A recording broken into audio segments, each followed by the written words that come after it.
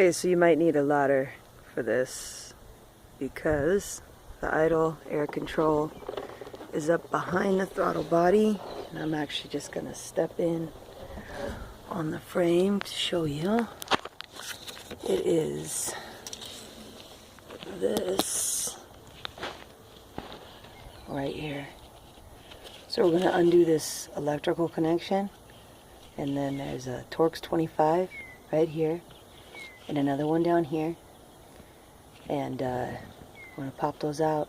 So you can see in the mirror here that electrical connection, there's just a little tab that we have to pull up. So there's nothing to press in, you pull it up on this, and then let's see if I can get a view for you of the Torx. There it is there, and that's a 25.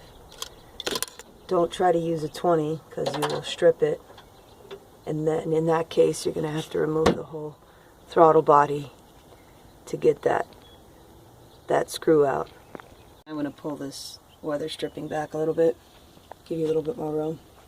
It's not a ton of room back here, but there's the electrical connection.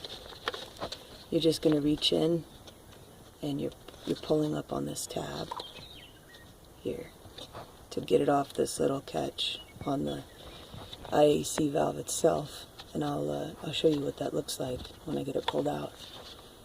So now I'm going to break free these two Torx screws here.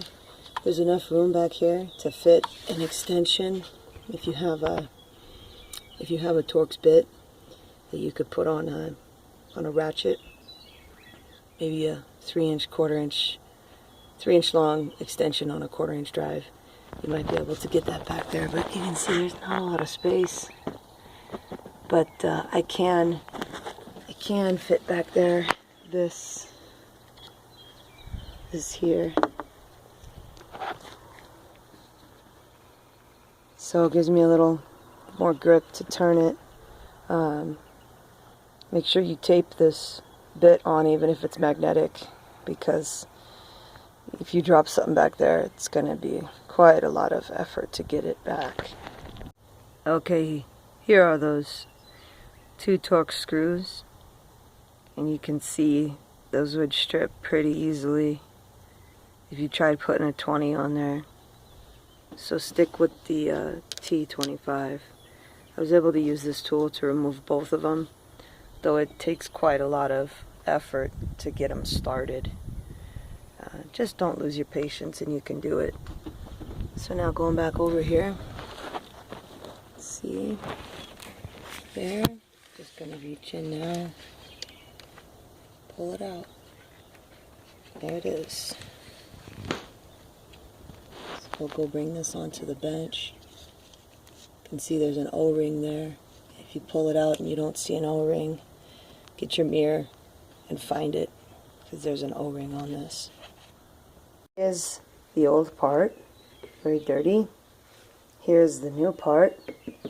The new part will come with this little cap on it. So that should give you a clue that you don't want to be fiddling around with that too much. On this part, you can see it's totally seized. It only rotates a couple degrees, and it seems to be somewhat retracted like that. On the new part, it's got a little bit more rotation. You can feel like a resistance from a spring inside there. Don't play with them too much. So I got this from Advanced Auto Parts, aka CarQuest, depending on where you are in the country. And for this big Ram 2500, it's part 21A, 21P. There was two different parts with that same part number except for the P by BWD, and I went with this because it had slightly better reviews. So I'm going to compare these, make sure it's a good swap. The reflection of the mirror, the opening there, that's where you want to get in there and clean it out if it's dirty, and well, it probably will be dirty, but if there isn't an O-ring on that IAC valve when you remove it, there's a chance it may have gotten stuck in there and you need to fetch it out and find it. So now I'm just going to put put the new one on. Try not to drop it. Got the O-ring on there.